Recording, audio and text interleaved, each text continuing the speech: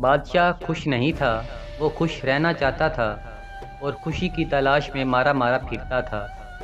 اس نے خوشی کے ماہرین کی بھی مدد لی اور سیانوں، دانشوروں اور سمجھداروں کی پوٹلیوں میں بھی جھانکا، مگر خوشی کا فارمولہ ہاتھ نہ آیا۔ وہ ایک پہاڑ پر چلا گیا۔ پہاڑ پر ایک درویش رہتا تھا۔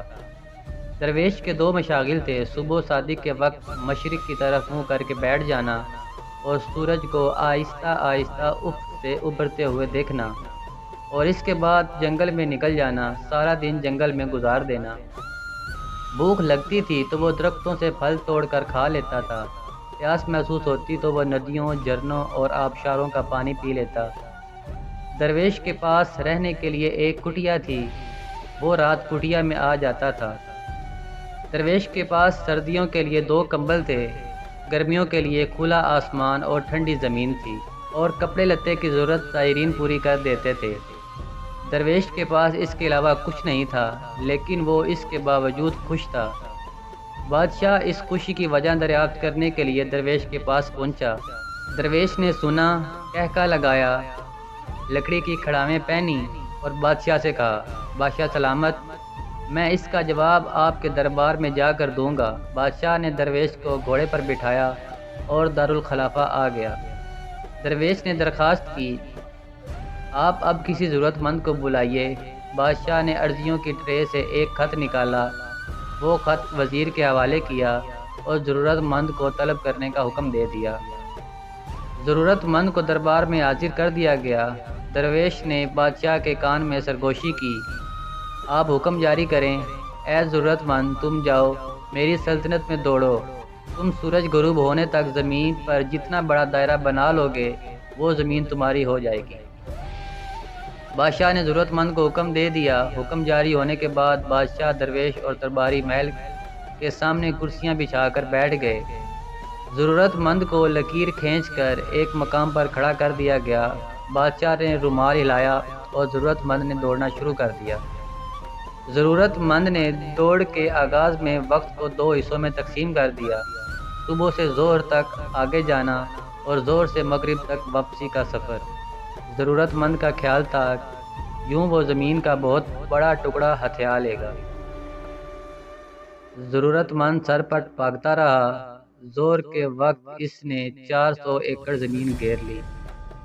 فارمولے کے مطابق ضرورت مند کو اب واپسی کا سفر شروع کرنا تھا، لیکن وہ لالچ کا شکار ہو گیا۔ اس نے سوچا، میں اگر اپنی سپیڈ بڑھا لوں تو میں عصر تک 100 ایکڑ زمین مزید گھیر سکتا ہوں، اور میں اگر اسی سپیڈ سے واپسی کے لیے دوڑوں تو میں مغرب تک واپس پہنچ جاؤں گا۔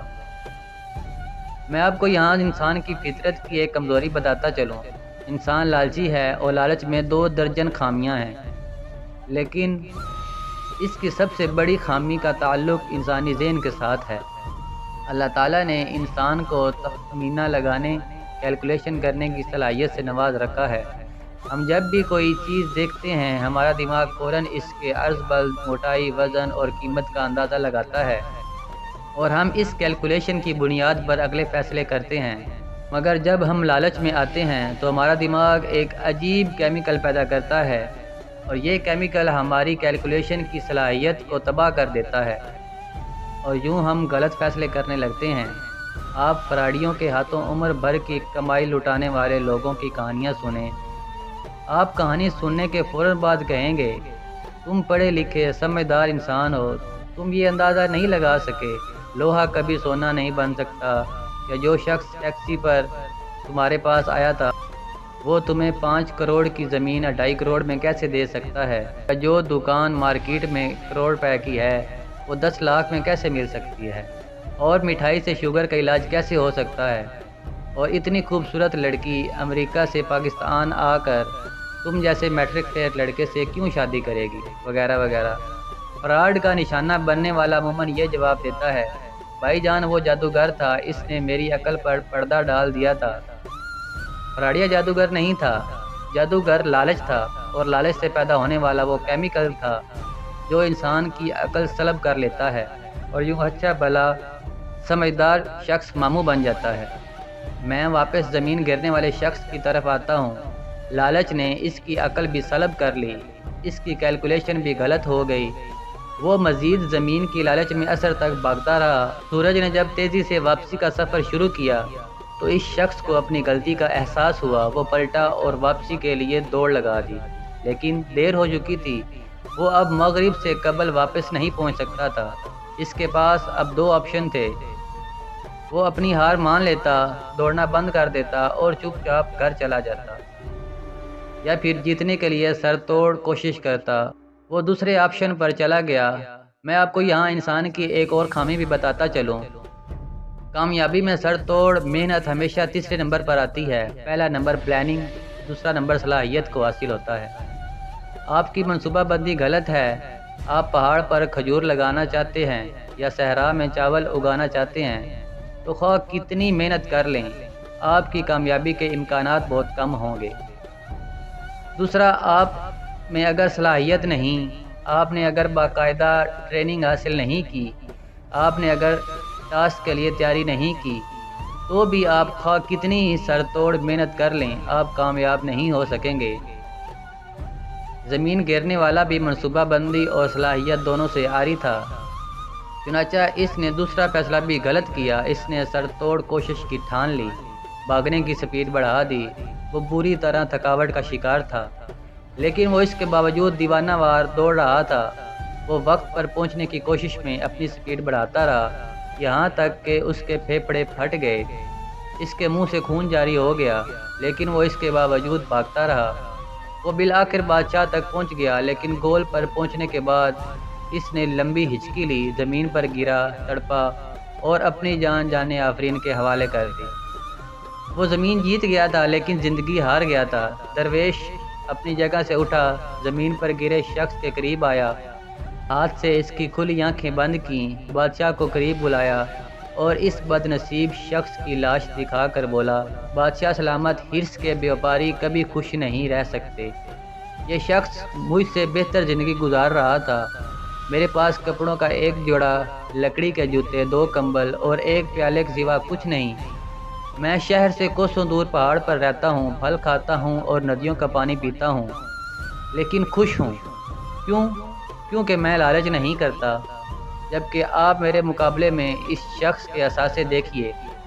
یہ شخص مجھ سے 1000 درجے بہتر ہوگا۔ اس کے پاس مکان بھی ہوگا، بیوی بچے بھی، کپڑے بھی، سواری بھی، دال اناج بھی اور زمین جائیداد بھی، لیکن یہ اس کے باوجود زمین پر گر کر مر گیا۔ کیوں؟ کیونکہ یہ اپنے اندر کے لالچی انسان کو قابو میں نہ رکھ سکا۔ یہ دیوانہ وار خواہشوں کے پیچھے بھاگتا رہا۔ یہ کبھی کسی کو درخواست دے دیتا اور کبھی آپ کو عرضی بھجوا دیتا۔ قسمت نے یاوری کی، اس کی لاٹری نکل آئی۔ آپ نے اسے زمین گرنے کی اجازت دے دی۔ یہ بھاگا، لیکن اس کا لالچ بھی اس کے ساتھ ہی دوڑ پڑا۔ یہ اگر سمجھدار ہوتا، یہ اگر درمیان میں قناعت کر لیتا، یہ رک جاتا، یہ جو حاصل ہو گیا اس پر اکتفا کر لیتا، یہ شکر ادا کرتا اور زندگی کو انجوائے کرنا شروع کر دیتا تو یہ نعمت اس کے لیے کافی ہوتی۔ لیکن یہ لالچ کے گھوڑے سے نہ اترا، یہ بھاگتا رہا یہاں تک کہ لالچ نے اس کی جان لے لی۔ درویش نے لمبی سانس لی اور بولا، بادشاہ سلامت، ہرس اور خوشی دونوں سوتنے ہیں، یہ اکٹھی نہیں رہ سکتی۔ آپ خوش رہنا چاہتے ہیں تو آپ کو لالچ کو طلاق دینا ہوگی۔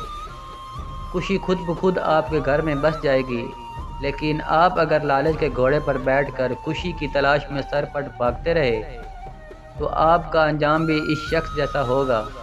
آپ بھی عبرت کا رزق بن جائیں گے۔ بادشاہ کی آنکھوں میں آنسو آ گئے۔ اس نے گلوگیر لہجے میں عرض کیا، جناب، بادشاہت ہرس کی دلدل ہوتی ہے۔ آپ بادشاہ ہوتے ہوئے خود کو لالچ سے کیسے بچا سکتے ہیں؟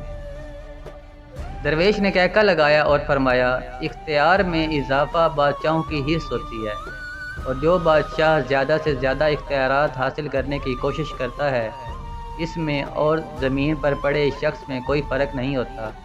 آپ اختیارات سمیٹنے کی بجائے اختیارات بانٹنا شروع کریں، آپ کو خوشی مل جائے گی۔